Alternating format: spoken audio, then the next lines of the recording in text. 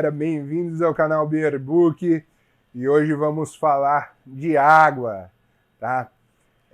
Muita gente pergunta, nas receitas não tem o volume de água utilizado. Por que não tem o volume de água utilizado? Porque vai depender muito do teu equipamento, vai depender de como você faz a lavagem, vai depender da evaporação que você tem, tá? E hoje a gente vai mostrar isso para vocês.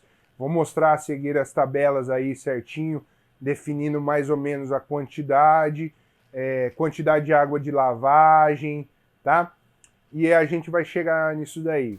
Bom, primeira coisa que a gente tem que entender é que a água é importante para a nossa receita, porque ela corresponde a 90 a 95% da nossa cerveja. E a gente precisa ter cuidados básicos com essa água, tá? Que é tirando o cloro dela, sabendo que ela não tem cloro, porque o cloro vai gerar substâncias que vai estar gerando o clorofenol, tá? E isso daí vai acabar estragando sua cerveja. E a outra é a alcalinidade, que é o pH da água. O pH não pode ser nem muito alto e nem muito baixo, tá? Então a gente tem que ter esse controle do pH aí.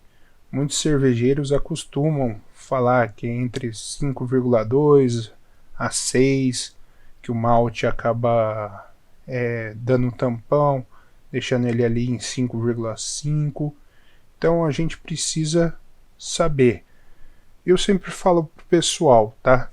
Não usar água com mais de 6,5 de pH, tá? E nem abaixo de 5 de pH, sempre estando nessa média aí, que aí a gente consegue estabilizar legal. Tendo essa água, então a gente precisa saber de algumas coisas relativas à nossa receita. Primeira delas é saber o tanto que a gente vai querer. A gente quer 20 litros, a gente quer 10, tá? Outra coisa é conhecer os espaços e a perda do equipamento. Outra coisa é a taxa de evaporação, que isso daqui vai depender muito da fervura sua, como vai ser, e a perda no fermentador. Então eu vou colocar um exemplo agora.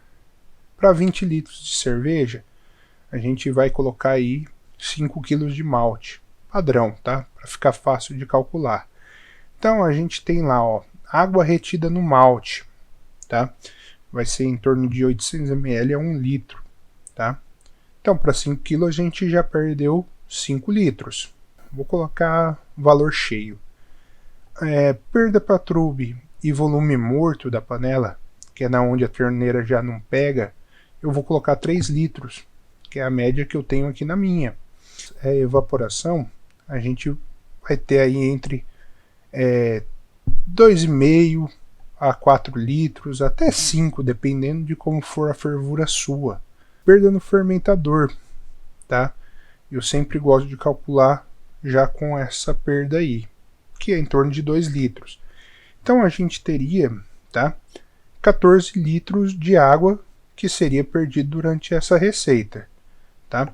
Então para a gente fazer a nossa receita de 20 litros, a gente colocando mais 14 litros, a gente tem 34 litros, em média aí, que é o que a gente vai precisar na nossa receita. Vale lembrar para vocês que esse volume de água é diretamente relacionado à quantidade de grãos, igual eu tinha falado ali. Outra é que os tipos de malte e adjunto também vão variar nisso daí. Por quê? O malte de trigo e o malte Pilsen acaba retendo um pouco a mais, um pouco a menos. E são totalmente diferentes do milho, tá? Do flocão de milho, que vai pegar pouca coisa aí da água. Então isso daí vai ser relativo nisso daí. Sabendo isso, a gente consegue saber a quantidade da água igual a gente tinha colocado lá, né? Que é 34 litros de água. E aí existe no cálculo duas maneiras, tá? Uma é calcular com lavagem e a outra que é sem lavagem, conhecida como no sparge, tá? Muita gente que faz BIAB não usa Sparge, usa a água total, tá? Aqui eu vou mostrar os dois jeitos, tá? Mas no Sparge acaba não tendo muito aí. Só colocar toda a água, colocar todo o malte, acabou, tirou, tá? Já na outra regrinha aí que a gente vai ter que dividir essa água total. E a regra mais comum é essa daqui, que é 2,5 litros de água para cada quilo de malte, tá? Isso na mostura.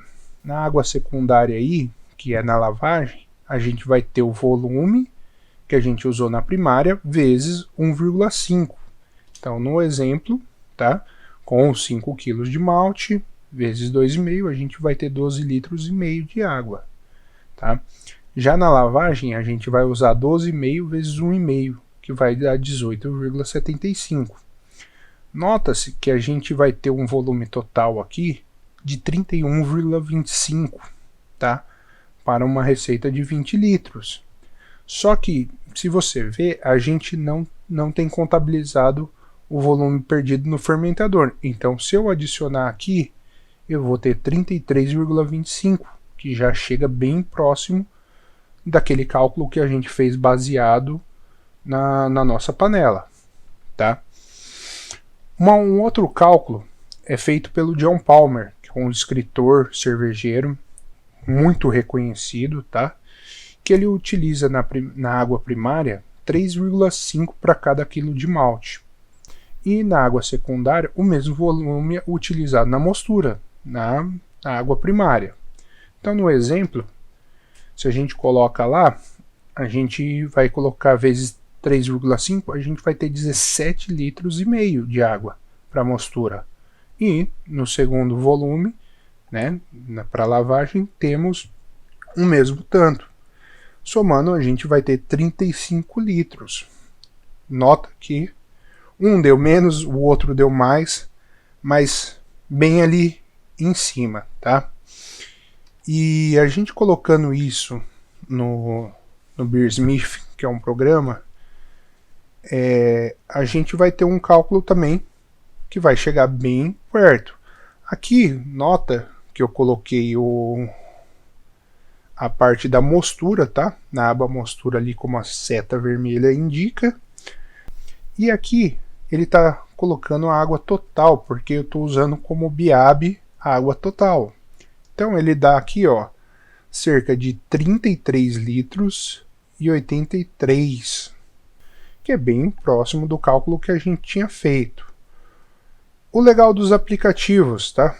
Ele mostra qual vai ser a gravidade pós-mostura aqui, que vai ter que chegar bem perto dessa, e o volume pré-fervura. Antes de a gente começar a fervura, a gente tem que ter isso daqui de água. Então esse daqui eu fiz o do BIAB, só que a gente vai colocar com lavagem agora, tá? E aí nota que eu mudei aqui, ó, no perfil da mostura, eu coloquei para colocar lavagem. Só que nota que o cálculo que ele faz é um pouco diferente dos dois que a gente fez, tá? Mas bem próximo da primeira regrinha básica. E aí você nota que ele coloca 13 litros e 78, quase 14 litros na mostura, e na lavagem quase 21 litros. O volume final vai ser o mesmo, tá? E a gravidade também ficou a mesma. Isso é o cálculo, tá? Automático do Beersmith. Só que se você vier aqui, você consegue trocar esses valores e colocar como você quer fazer, tá? E ele também vai mostrar se vai ter alguma diferença na gravidade aqui ou no volume. O outro aplicativo que é bem usado aí é o Brewfather. Então, também vou mostrar aqui, ó. Eu tive que fazer o corte na tela porque a água ficava lá embaixo e alguma informação da panela aqui em cima. O volume pré-fervura aparece na parte de cima da receita, tá? Bem embaixo da da panela selecionada. Eu coloquei aqui uma de 20 litros para ficar mais fácil. Nota que o volume pré-fervura é bem parecido que o qual o Bill Smith acabou fazendo também, tá? E aqui a gente coloca o cálculo deles mais parecido com o John Palmer, que é um igual ao outro, né? Mas nota que a água deles dá uma diferença bem grande para o Bill Smith. Lembrando que aqui eu estou usando uma panela padrão aqui do Brewfather, eu acabo utilizando mais o Beer Smith, tá? Porque lá eu consigo colocar mais receitas. Como eu não tenho o Brewfather pago, tá? Ele me limita apenas a 10 receitas, então eu acabei não usando. Como eu já tenho o Beer Smith lá há um bom tempo, eu tenho todas as minhas receitas e acabei ficando por ele. Mas é um ótimo aplicativo esse Brewfather. E se você ajustar aqui, a gente vai chegar um pouquinho mais perto daquela água que a gente tem ali e como a gente acabou calculando. Bom, espero que vocês tenham gostado. Curte e compartilhe o vídeo aí. E mais uma vez, obrigado. Tão difícil, né?